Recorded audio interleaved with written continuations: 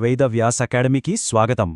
ఈరోజు మనం ఒక చాలా ముఖ్యమైన విషయం గురించి మాట్లాడుకుందాం. వయస్సు పెరగడం వేరు, ఒక సూత్రబద్ధమైన వ్యక్తిగా పరిణితి చెందడం వేరు కదా.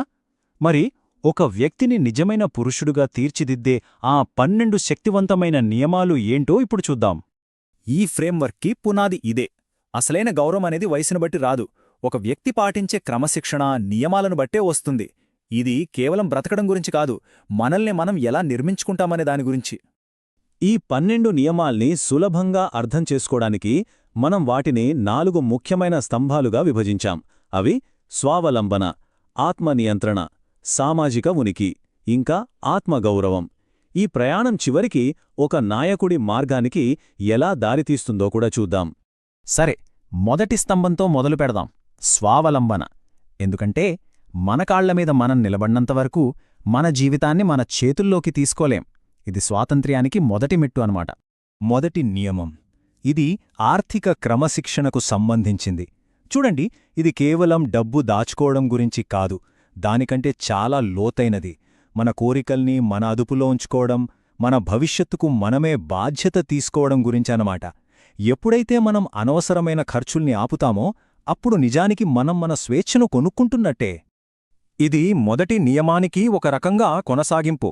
నిజమైన స్వావలంబన అంటే మన అవసరాలకు మనమే బాధ్యత వహించడం, ఇతరులపై, ముఖ్యంగా మన తల్లిదండ్రులపై ఆధారపడకుండా ఉండటమనేది పరిపక్వతకు ఒక ముఖ్యమైన గుర్తు. స్వావలంబన అనేది కేవలం డబ్బుకే కాదు, మన ఆలోచనలకు కూడా వర్తిస్తుంది. మనం తీసుకునే ప్రతి నిర్ణయానికి ఇతరుల ఆమోదం కోసం ఎదురుచూస్తే మన శక్తిని వాళ్ళ చేతిలో పెట్టినట్టే. ఈ నియమం చెప్పేది ఒక్కటే, మన అంతర్గత శక్తిని మనం నమ్మాలి. సరే, ఇప్పుడు మనం బయటి ప్రపంచం నుంచి మన లోపలి ప్రపంచంలోకి వెళ్దాం. రెండవ స్తంభం ఆత్మనియంత్రణ. మనల్ని మనం గెలవకుండా బయటి ప్రపంచాన్ని గెలవడం అసాధ్యం. ఈ 3 భావోద్వేగాలు మనిషిని బలహీనపరిచే అతిపెద్ద శత్రువులు అని చెప్పొచ్చు. కోపం మన తెలివిని పాడుచేస్తుంది, కామం మన ఏకాగ్రతను దెబ్బతీస్తుంది, ఇక అత్యాశ మనల్ని ఎప్పటికీ అసంతృప్తిగా ఉంచుతుంది.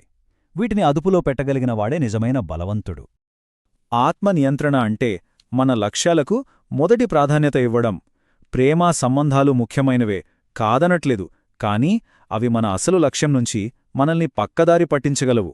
ఈ నియమం మనల్ని హెచ్చరిస్తోంది, మన మార్గం మీద స్పష్టతతో ఉండాలి, అనవసరమైన వాటిలో చిక్కుకోకూడదు. ఇది ఆత్మగౌరవానికి చాలా పవర్ఫుల్ డెఫినిషన్. క్షమించడం వేరు, కానీ మనల్ని మనం గౌరవించుకోవడం కోసం కొన్ని దారుల్ని శాశ్వతంగా మూసేయడం చాలా అవసరం. మన నమ్మకాన్ని ఒకసారి విరగ్గొట్టిన వాళ్ల జీవితంలోకి మళ్లీ వెళ్లకుండా ఉండటమే మన ఆత్మగౌరవానికి అసలైన నిదర్శనం. మన లోపలి ప్రపంచాన్ని నియంత్రించుకున్నాక మనం బయటి ప్రపంచంతో ఎలా నడుచుకుంటామనేది చాలా ముఖ్యం. మూడో స్తంభం మన సామాజిక ఉనికి గురించి. అంటే ఇతరుల మీద మనం ఎలాంటి ప్రభావం చూపిస్తామనే దాని గురించి. మన మాటలే మన ఆలోచనలకు అద్దం పడతాయి. తక్కువగా, స్పష్టంగా, సూటిగా మాట్లాడటం మన ఆత్మవిశ్వాసాన్ని చూపిస్తుంది. అనవసరమైన మాటలు మన విలువను తగ్గిస్తాయి. మనం మాట్లాడే ప్రతి మాటకు ఒక అర్థముండాలి. ఇది చాలా చిన్న నియమంలా అనిపించవచ్చు, కాని దీని ప్రభావం చాలా పెద్దది.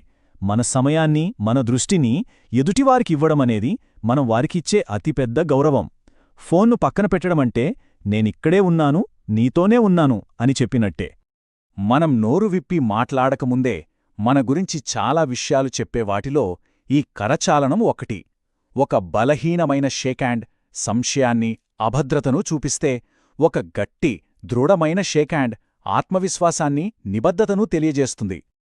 ఇప్పుడు మనం చివరి, ఇంకా అత్యంత ముఖ్యమైన స్తంభానికి వచ్చేశాం, ఆత్మగౌరవం. మనం ఇప్పటిదాకా చెప్పుకున్నవన్నీ దేనికోసమే? ఇది మన వ్యక్తిత్వానికి పునాదిలాంటిది. ప్రజలు ఎప్పుడూ ఏదో ఒకటి మాట్లాడుతూనే ఉంటారు, కాని రోజు చివరికి మనం ఎవరో మన మాటలు కాదు, మన చేతలే నిర్ణయిస్తాయి. మన క్యారెక్టర్ అనేది మనం చేసే పనుల మొత్తం, ఇతరులు మన గురించి చెప్పే అభిప్రాయాల మొత్తం కాదు. శక్తివంతమైన సమాధానం కేవలం మనం చెప్పే మాటల్లోనే ఉండదు, మనం ఎలా స్పందిస్తాం అనేదాంట్లో కూడా ఉంటుంది. ఈ నియమం ప్రకారం మాట్లాడటానికి ముందు తీసుకునే ఒక చిన్న గ్యాప్లోనే అసలైన బలం దాగి ఉంది. వెంటనే సమాధానం చెప్పాలనే తొందరను అదుపులో ఉంచుకోవడం చాలా ముఖ్యం. ఆ 3 సెకండ్ల విరామం మనకు ఆలోచించడానికి, సరైన మాటల్ని ఎంచుకోవడానికి, ఇంకా భావోద్వేగంతో కాకుండా తెలివితో స్పందించడానికి అవకాశమిస్తుంది. చూడండి, జరిగిన తప్పుకు ఇతరుల్ని నిందించడం చాలా తేలిక, కాని బాధ్యత తీసుకోవడానికి మాత్రం ధైర్యం కావాలి. ఎప్పుడైతే మన ఫెయిల్యూర్స్కి మనమే పూర్తి బాధ్యత తీసుకుంటామో వాటిని సరిదిద్దుకునే శక్తి కూడా మన చేతుల్లోకే వస్తుంది. ఇది బలహీనత అస్సలు కాదు, ఇది అపారమైన బలానికి ఒక గుర్తు.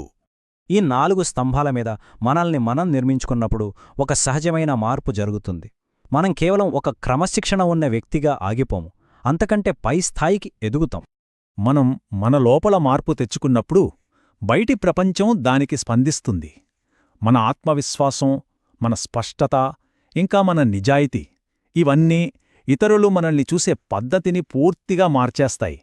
గౌరవాన్ని అడగాల్సిన అవసరముండదు, అదే వస్తుంది. సో అంతిమ లక్ష్యం కేవలం ఒక సాధారణ వ్యక్తిగా ఉండిపోవడం కాదు.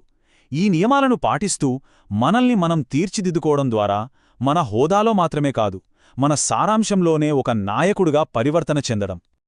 వేదవ్యాస అకాడమీ నుండి ఈ విశ్లేషణను వీక్షించినందుకు ధన్యవాదాలు. ఈ 12 నియమాలలో మీ జీవితంలో వెంటనే అమలు చేయాలనుకుంటున్న మొదటి నియమమేది అనిపిస్తోంది? మీ ఆలోచనలను పంచుకోండి. ఇంకా ఇలాంటి మరిన్ని విశ్లేషణల కోసం